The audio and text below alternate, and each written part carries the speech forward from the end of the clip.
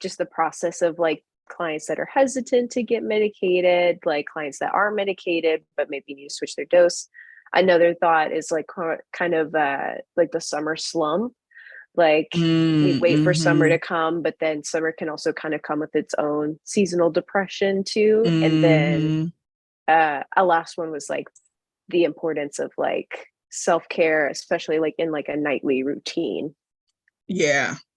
That's really, really good. I think, oh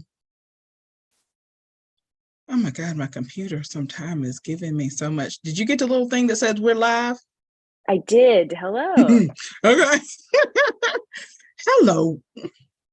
Hello, world. We are live. And apparently I just figured it out. So, all right. Good morning, everybody. Today is Friday, July 21st, 2023. And I'm sitting here with the amazing, marvelous Mary Hannah, who has been out. Yes.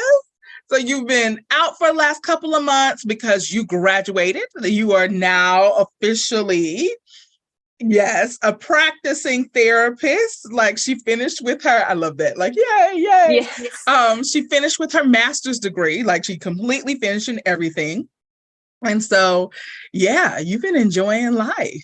So. Yes, yeah. And I'm still a post-grad intern now, but working towards licensure actively.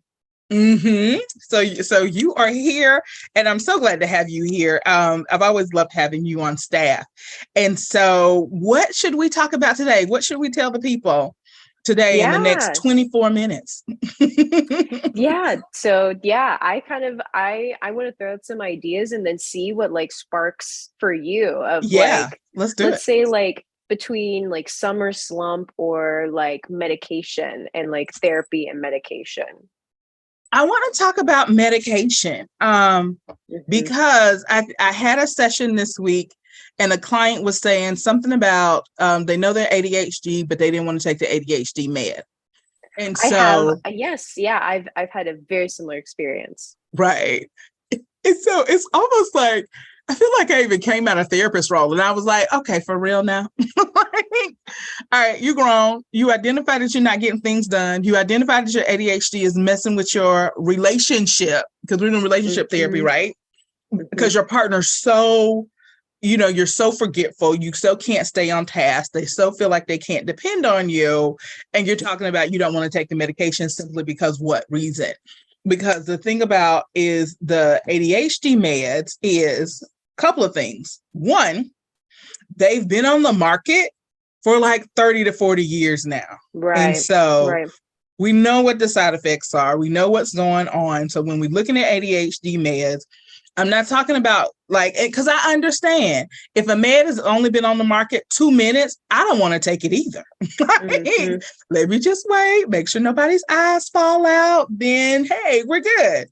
That's how I felt like laser eye surgery with that. The LASIK eye removal. Right. I was like, let me just know some people who get it done. And then 20 years later, if y'all eyes are still in your head, maybe y'all get it done. So I'm literally ready to get it done now.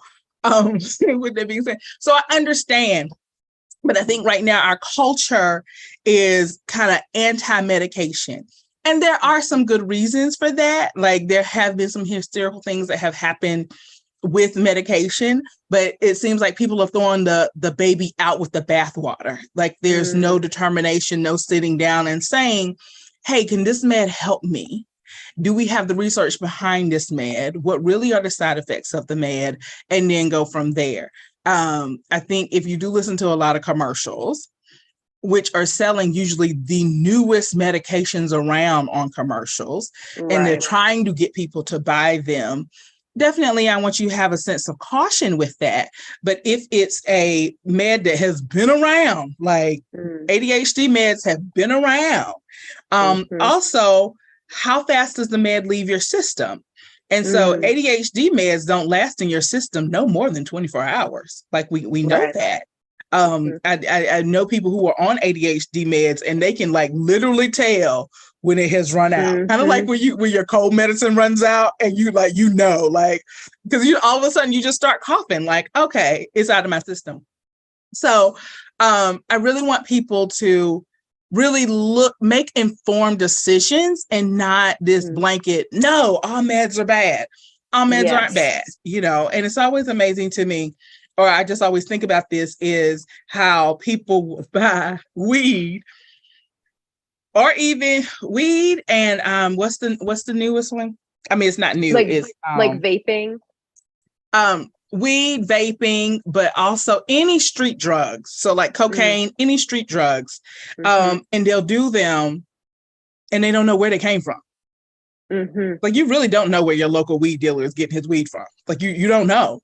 And yet with our drugs that come through the pharmaceutical system, we know lot number. We can tell you what plant, what factory. We can probably tell you who was on shift when that medication was made.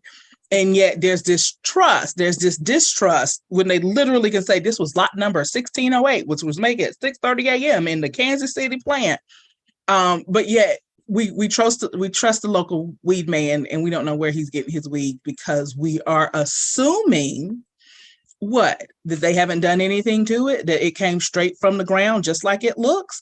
And I get it. I think we've all seen made weed, and it does look very organic, and yet you still don't know if somebody has sprayed something on it, and then watching that drugs like documentary one day, like one weekend I got all caught up into like this drug documentary and like how they were sneaking drugs across the border and everything, and having one of those dealers say that he specifically will lace his drug so that somebody will die, but because it increases demand. And I was like, never again will I ever, not that I'm like use street drugs, but I was like, never ever will I ever use street drugs, because I don't know if you're trying, like literally you're trying to kill me. Literally you're trying to kill me. So all right, that's my 2 cents on drugs. I got all excited. So what would you like to actually add to the conversation on drugs? It's a huge topic. And it's especially disheartening, like what you said, because like we have had like an opioid epidemic, right? Like there are legitimate reasons to take a step back and be like, okay, do I need to have a medication to solve this answer? Especially like there was a time, and I think there still is a little bit of the idea of like people don't want to have to look within and like figure out what's going on. They just want to take a pill and be done with it, right? And so it's like there's that sentiment that's like, yes, let's definitely examine that. However, I at a workshop that we were both at about specifically to ADHD, it was the speaker put it so well in that kind of asking yourself the question, does this shrink my world or does this widen it? Like when you think of like a drug addiction, that shrinks your world. Like you have to plan your day around it. Like I have to make sure that I have alcohol at this event. I have to make sure I'm drunk to get through tonight. I have to make sure like I have to go get it. I have to like all of these things that like really, really shrink your world because of how heavily dependent you are on it, and how much you begin to revolve around it. Whereas something like ADHD medication, that really widens your world. That allows you to remember to like do the things that you want to do, to stay on task, to prioritize people in your life that are needing to be prioritized. And it's a difficult thing. To a saying that I really like is like, when it comes to like mental health, like it's not your fault for the things that you're dealing with, but it is your responsibility. Oh my God, that's good. Oh, wow. Right? I need to make that into a Facebook post. It's not your fault, but it could be your responsibility. Yes. That's good. Right. Because it is affecting you and the people around you too. Yeah, definitely so. Okay, I want to pivot because we are sex therapists. And so I want to pivot to the medications that affect sexuality and make sure people are aware of that. Because I think I recently had a case, I feel like a month ago. And one of the things that we did, this was not my brilliant idea. It was not my brilliant idea. So I can't take credit for it. But one of the things that they did was looked at her medications and changed her medications. And about a month later, her sex drive was back. Right. And so, and it was such a dramatic like difference in the relationship. So both her and her husband were like, oh my God, like we're having the best time of our lives. We are 20 again. And I was like, oh my God, like, did I miss that as a therapist? Because it just happened to happen that she had a medication change, as opposed to, I think, I would have liked to think of as a therapist, I would, as a sex therapist, I would have from the beginning said, okay, these medications are affecting you and affecting your sex drive. Can you talk to your doctor about, is there anything that's better or making a change? And I know I do that sometimes, but I don't think I did it in this case. And so I do want to say, for anybody who's had a change in their sex drive, and you don't think it's any life factors, like you haven't had a baby in the last year, nobody has died in the last year, you haven't had a job change in the last year, you haven't moved homes, or your practical things, your bed is now on the floor because it broke and y'all haven't made it to the store yet. And so those are very practical things that would affect a sex drive or affect the amount of sex that a couple is having. Relationship issues. If it's none of those things, you may want to look at your medications. You may want to say and talk with your doctor about, hey, how are these medications going to affect my libido? And there definitely are some medications that we can't get around that are going to affect, like Lexapro. Usually people who are on Lexapro need to be on Lexapro. They have tried other things. Lexapro works for them, but Lexapro is one that's kind of known to kill a sex drive. Okay, so how are you going to work around that? Right. How are you, like, what are you going to do differently? So let's say if Lexapro is killing my sex drive, so I used to just spontaneously wake up and want to have sex with my partner, and I'm now no longer wanting to do that. All right, so now with the same thing, because we know that like drugs affect other things. So if I have a drug that's taking my appetite away, okay, now as opposed to just being excited about food, I'm not, but I know I still got to eat. And so like, if you're taking a heavier drug that's going to affect your sex drive, I need you to say, but I know I'm still in this committed relationship and sex is part of it. So what do we need to do differently? So if it's not spontaneously happening for me, then how can I make it intentionally happen for me? So what do I need to do? What are the things that I need to put in place? So as opposed, maybe I could just start from zero. Now I say, hey, babe, we have to spend time together in a way that will get me open to being able to have sex with you. Right. And really figuring out what that is. And that's going to be different for everybody, but kind of being much more intentional. Just like it. So if I used to be excited about food and I ate everything and I'm not excited about food anymore, okay, what can I eat in the morning that's going to be really easy for me, but yet I will still eat and make sure my body is getting the nutrients it's getting? And so what can I do in my relationship that even though I'm not excited about sex right now, I can make sure that my relationship is getting the physical intimacy and contact it needs to do well, to survive, not just to survive, but to flourish. Even so, because we can flourish during those times if we are intentional and make the plan around them. Exactly. And by even like learning that it is these medications that can have a huge effect on your sex drive, and really taking that control back of not necessarily just waiting around to like see if it comes back to you. Which of course, like most people are taking those steps to figure it out when they like are in therapy and they're seeing us to do it.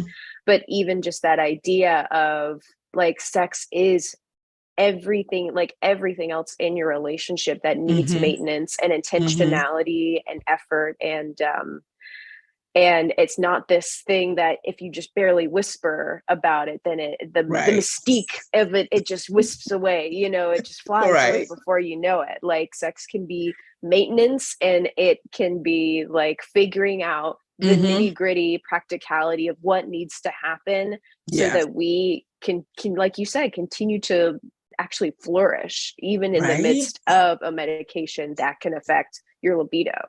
Definitely so. Oh, I'm so excited.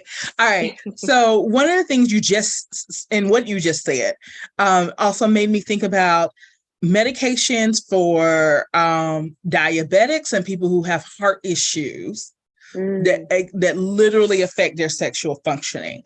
I'm particularly thinking about heart medications or diabetic medications or diabetes, period, that affects men and the functioning of their penis with that.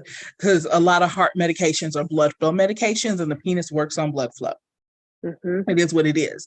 And so, men, if you are out there, if you are listening to me, I need to challenge you to continue to have conversations about your partner to say, hey, this medication is affecting my penis.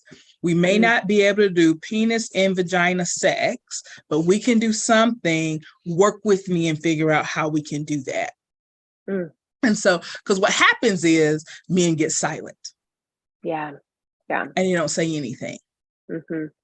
And then women will to do one or two things that I've noticed. Either they'll try to start talking to them and men will stay silent because they don't know how to have the conversation. They don't think about having the conversation.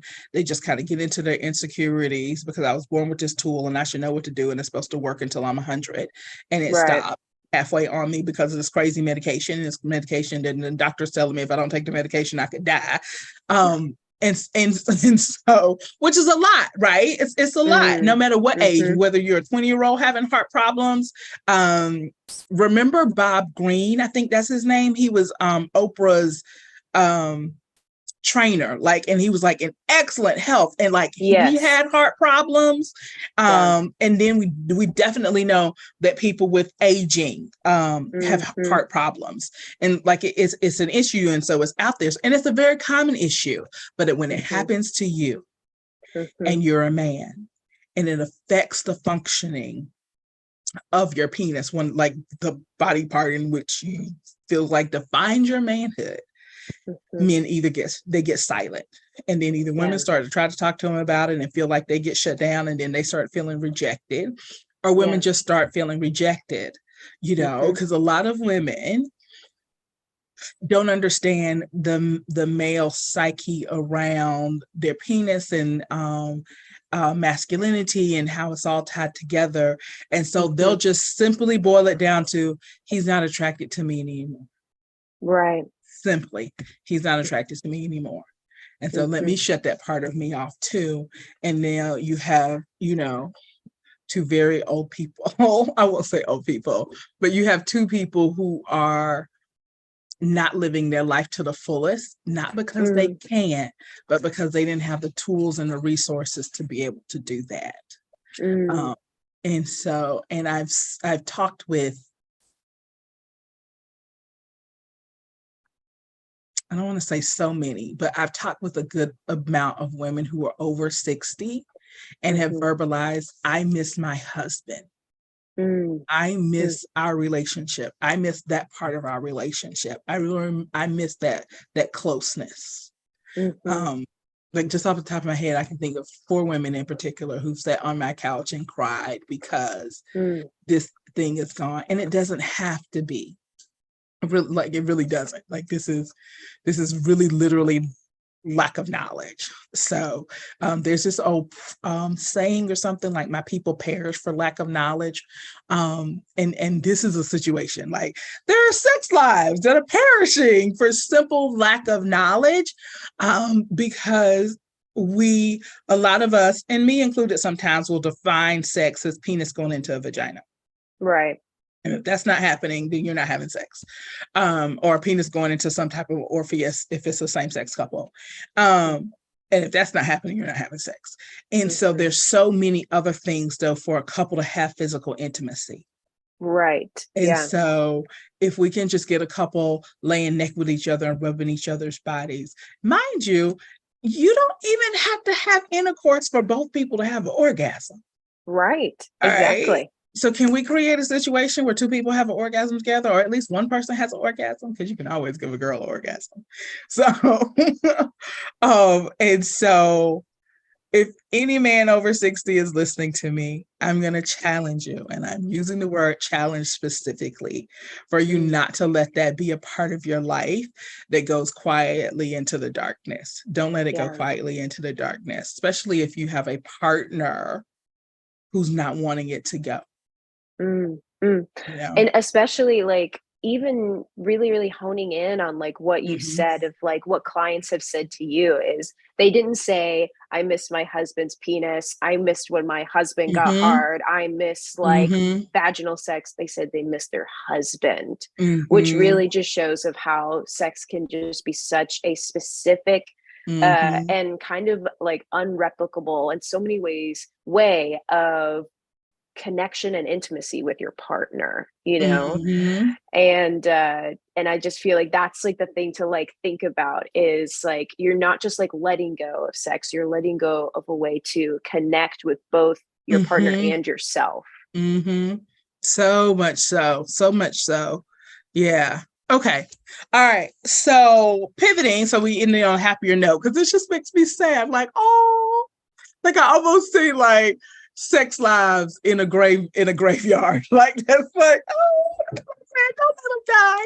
All right. So what is, based on this whole conversation we're having about sex and medication, what would be your 3 tips, 3 pieces of advice for any couple? Yeah, I would definitely say 1, talk to your doctor about side effects. Talk to your doctor to learn about the medication that you're taking and if this is like the source of what's going on. 2, I would like depending on your situation, you could look into alternatives possibly.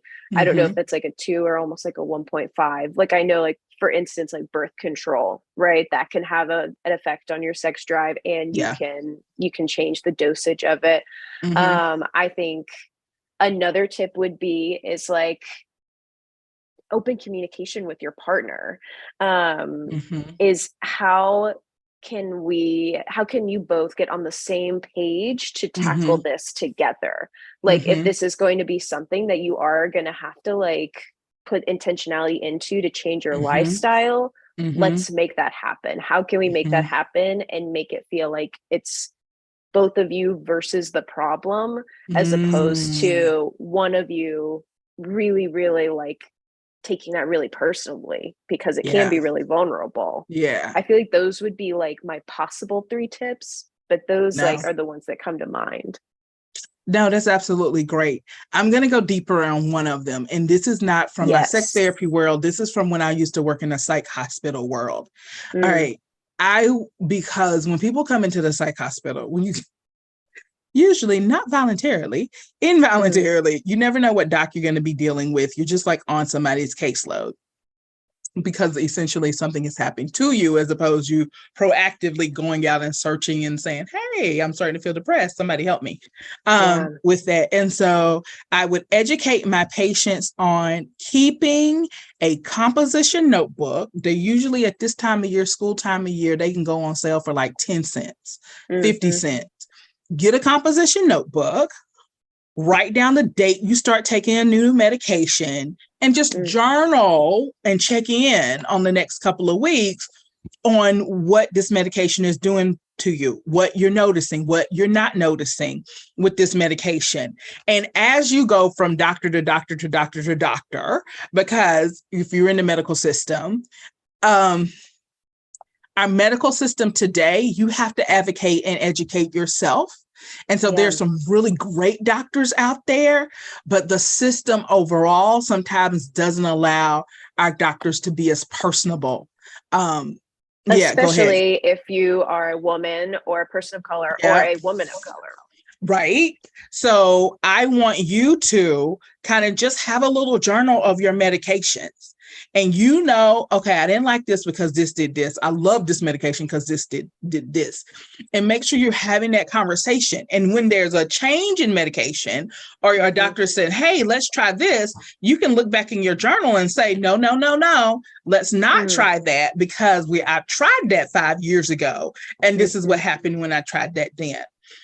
So what else? And working hard to find those doctors. And I got to tell y'all, this is a sad statistic, but it is a statistic that usually people have to go through 7 professionals before they get the answers that they need. And I remember that because I thought that number was quite high. But when I've talked to some of our clients, about, I was talking to a client yesterday. She was like, no, it took me 2 to 3 years to find a good therapist. Mm-hmm. So I gotta have you guys be diligent and not give up and keep Right. going until you find that professionals that's going to listen to you and that's going to work with you and to help you come up with solutions. So, Mm-hmm. okay. That's it, people. Y'all have a great and wonderful Yeah. day, Mary Hannah. Thank you so much. So we'll see you back here in a couple of weeks, and you just have a great and wonderful day. And everybody out there in the internet world, y'all have a great and wonderful day as well. Yes, thank you so much. I'm glad to be back. And yes, Yeah. absolutely. All right. And shout out to Joe if you're listening, because I know you were on, but by the time I like could work it into my head to say hello, like register everything, like, oh, I should say hello, she was gone. So if everybody saw anybody for a quick second, that was our assistant, Joe. So okay.